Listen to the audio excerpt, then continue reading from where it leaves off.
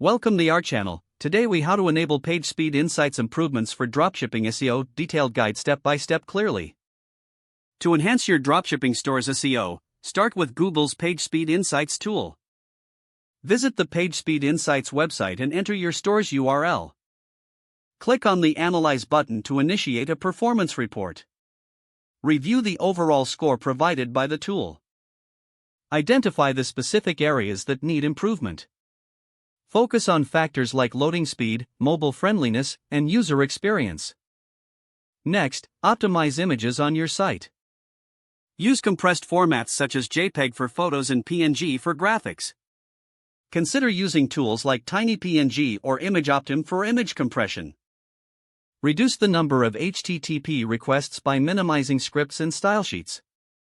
Combine CSS and JavaScript files where possible. Utilize asynchronous loading for non-critical scripts. Implement lazy loading for images to enhance page speed. Ensure your website is mobile-friendly by using responsive design. Test the mobile version of your site using the same PageSpeed Insights tool. Make adjustments based on the feedback regarding mobile usability. Optimize your server response time by choosing a reliable hosting provider. Consider using a content delivery network, or CDN, to speed up loading times.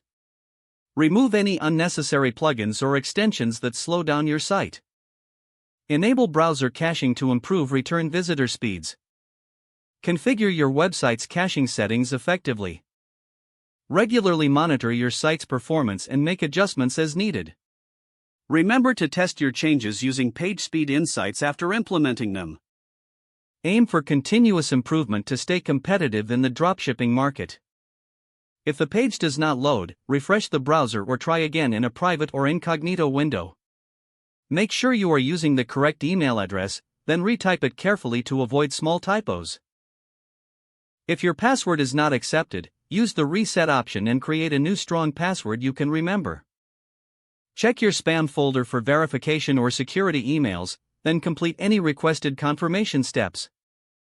Don't forget to like this video and subscribe to our channel for more step-by-step tech guides.